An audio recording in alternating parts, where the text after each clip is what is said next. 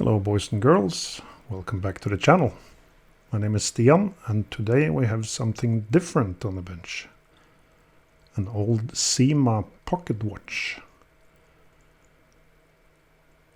It has seen better days, which is not so odd given that it's a 90 almost year old watch. But it still looks pretty good. Very cool caseback. Dial looks pretty okay. Some corrosion around the bezel, but all in all not too bad. And the watch is running, or maybe walking, or limping would be a better word. I'm not sure there's too much to get out of this unless you're an astronomer. You can see the crystal is quite yellow and it's completely loose. The color is due to organic material used in these old crystals. And with the case back open, we can see it's a nice movement. It's not a silver case, seems to be steel. But the dial is in very nice condition, and with its lovely brigade tile hands.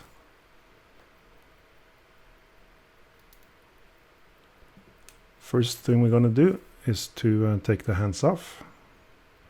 That allows us to then take the dial off. And first we have to get the movement out of the case. We have those two case screws holding it in.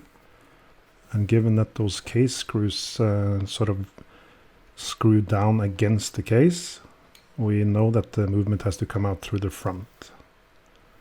So that's why we take the bezel off also. We're going to use the old crystal to protect the dial while we turn it back and forth. Speaking of turning back and forth, we're going to just take off this cannon pinion. And then we can put the movement into a movement holder with the train side up. And release the power of the mainspring.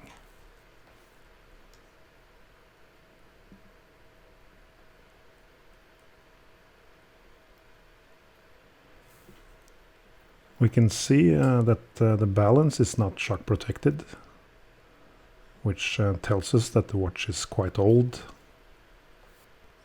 Inca block was invented in 1934, but it wasn't very popular until after the World War. So it's likely that this one was from the late 30s. Another interesting thing is that the movement itself, the plates, are not marked Cyma. It's only the ratchet wheel that is marked Cyma. And that is something you see quite often in old watches, that the ratchet wheel has the brand name. So what does that tell us? Leave your opinion in the comment below.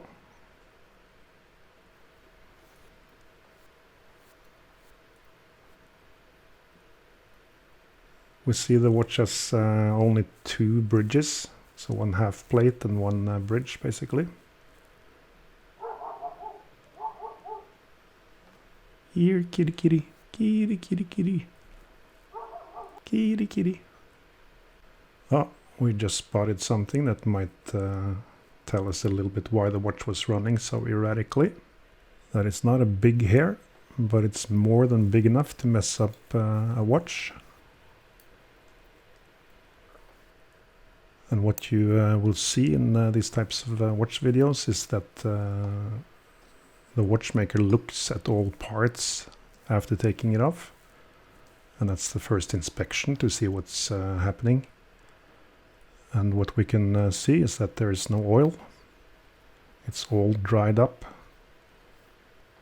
So it's not like the Pabieda watch, for instance, that we did. And we're almost ready for the cleaning machine. I'm just going to put the balance cock back on.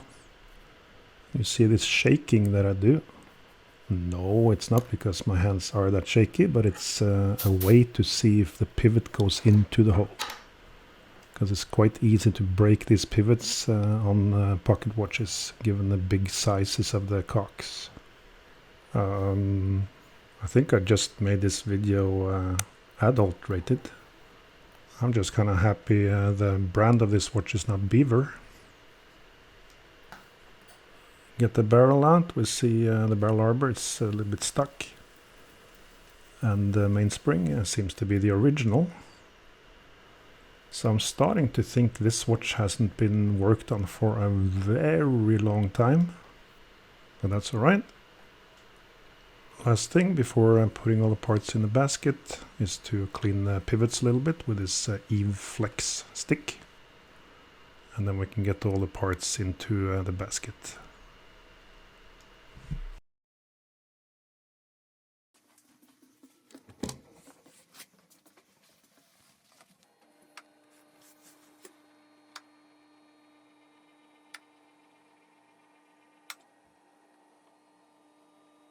And while that is brewing, let's turn our attention to the case. We're going to use the ultrasonic for that.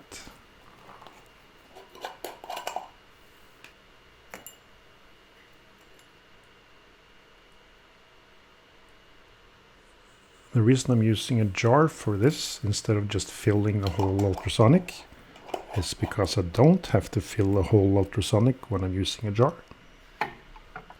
And get ready for the loveliest sound in the world.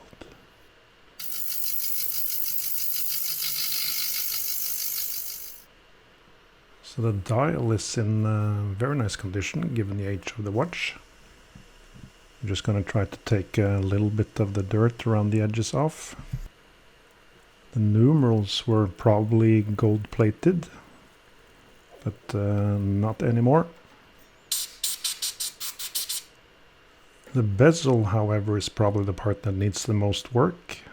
And I nicked some of my wife's Q-tips, so I really hope she doesn't find out. I'm sorry, dear. I'm sorry. I'm not gonna do it again. I'm sorry. Promise. Ooh, that was close, man.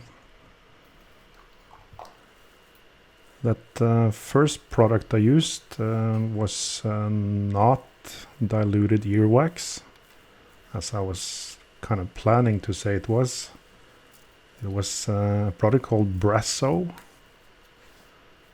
And now we're using a different one called Silvo. And when we rub that off, we get a nice shine back to the bezel. We're also going to put in a new crystal, obviously. So we first place the bezel around this little rubber anvil. And then we place the crystal on top of it. And when we press the crystal down on this little anvil, then the crystal will flex a little bit around it, allowing us to put the bezel on. Can be a bit fiddly. Might need a couple of tries, but these types of tools are very useful. There we are. Alright, in the meantime the cleaning machine has done its job. What we need to do, given that it doesn't have shock settings, is to actually take this cap jewel off. And we saw there was some discoloration on the cock also. Okay, I'm not gonna make any jokes about colors of this big cock, okay? Just, you know, keep that to yourself, those of you who are so inclined. So with a nice and clean cock, we're ready for business. We oil the pivot, or rather pivot hole from the underside. And then we can put the balance back on. Can be tricky sometimes to get the stud into the hole and the hairspring between the pins of the regulator. See, it's all about which words you choose. I could have made this like definitely rated adult, just with a little bit different word choice. Anyway, We're going to also put on the dial side cap jewel. Put some 9010 oil on that as well.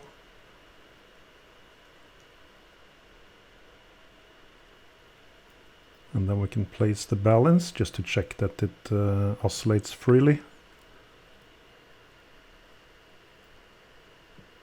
Let's also double check that with the buffer.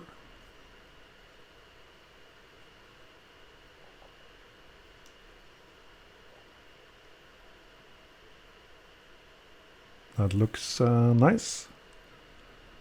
Beautiful even.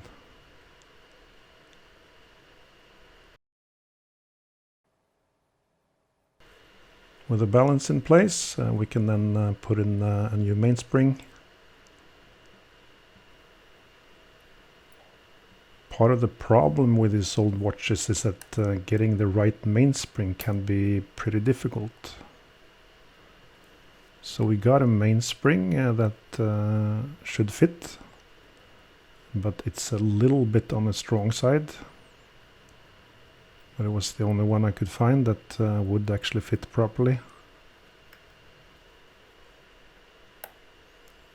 What the astute observer might notice is that the hook on the inner end of the mainspring is actually not on the barrel arbor.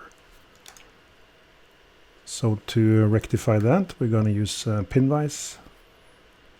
Put that on top of the arbor. And then we can rotate it until we feel that the little hook on the barrel arbor snaps into the eye on the mainspring. And then we're checking that by winding a little bit the other way to feel that the resistance is there.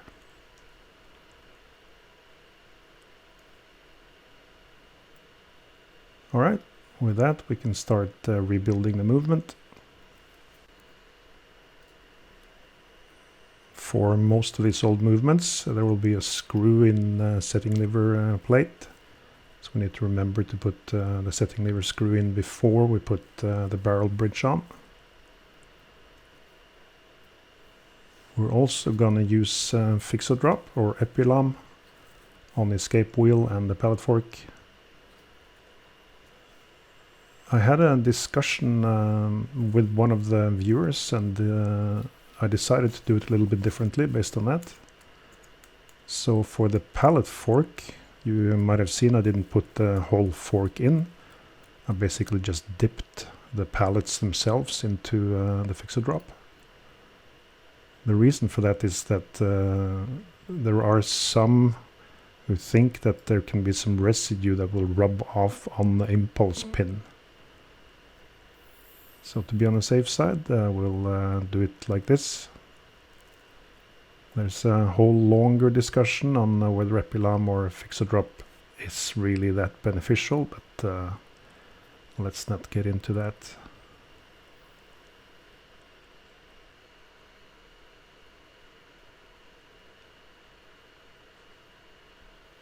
Now, there are a lot of ways to skin to cheat on your taxes. I'm not going to get into exactly which ones.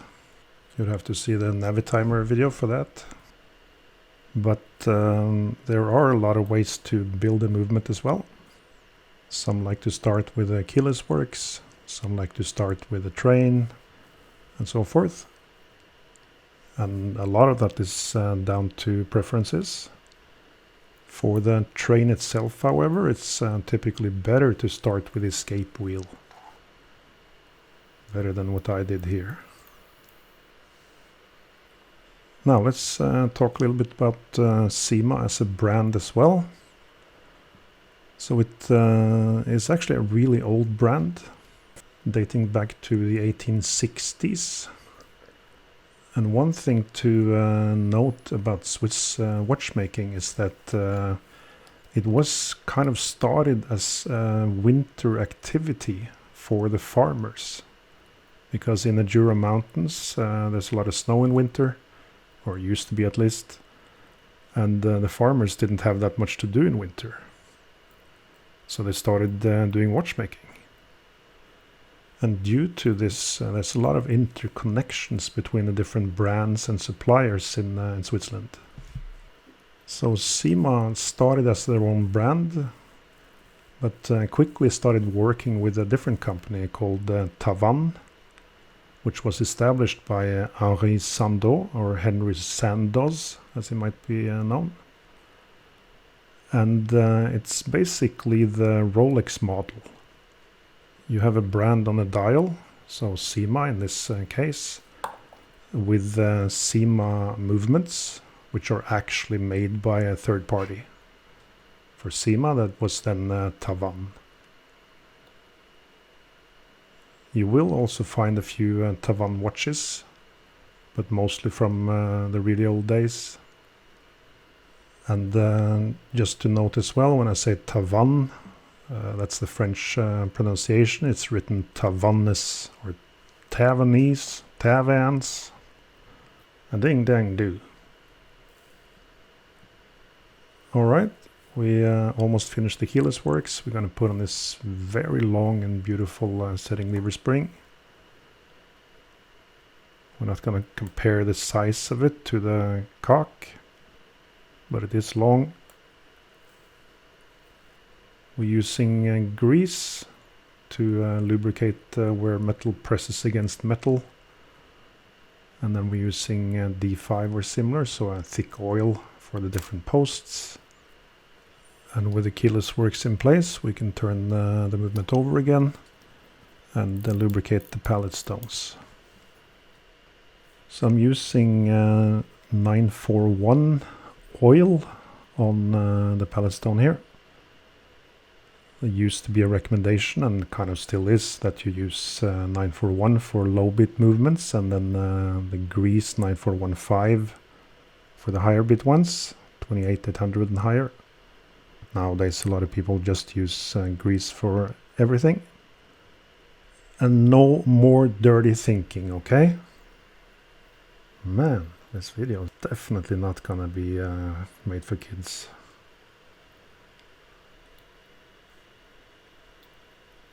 Oh, we got a heartbeat. It's always nice to see. We're gonna give it a little wind and then put some oil into the pivots using D5 or similar for the center wheel and the third wheel, and then 90-10 for the rest.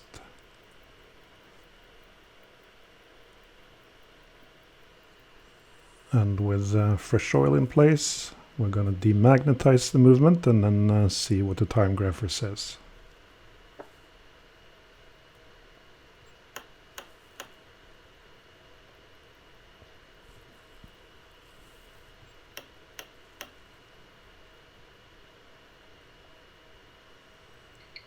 And the time grapher says A-OK.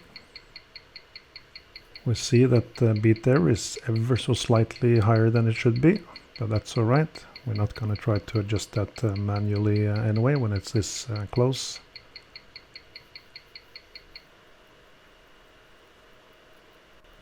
So just to finish about the brand, Cyma still exists and they still put out some nice watches. It's not the same company that it was back in the old days. Before the quartz crisis, actually in 1966, they kind of went under and were then bought by Asuag, that big company we discussed in the previous video as well. And watches from the 70s will typically say Cyma by Synchron.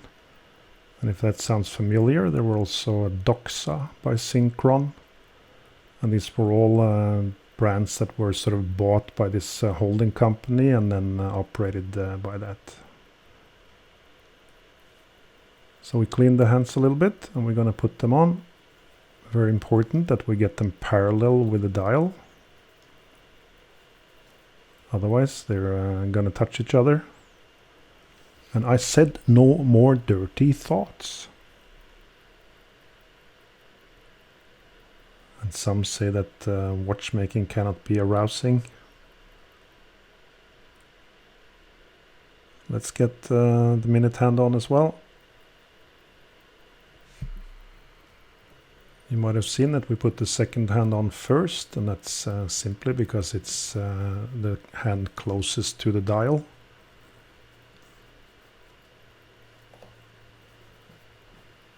With all the hands on and nicely aligned, we can case the movement.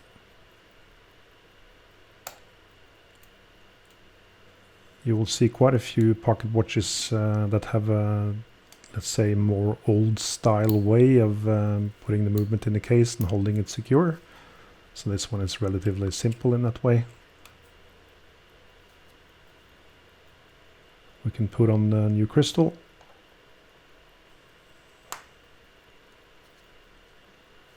And then we're almost ready.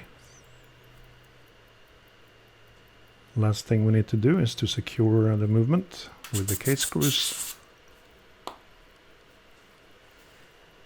Now, I would normally say that the watch is ready to wear, but if you wear a pocket watch, you're not going to see it. So I'm going to hold it instead.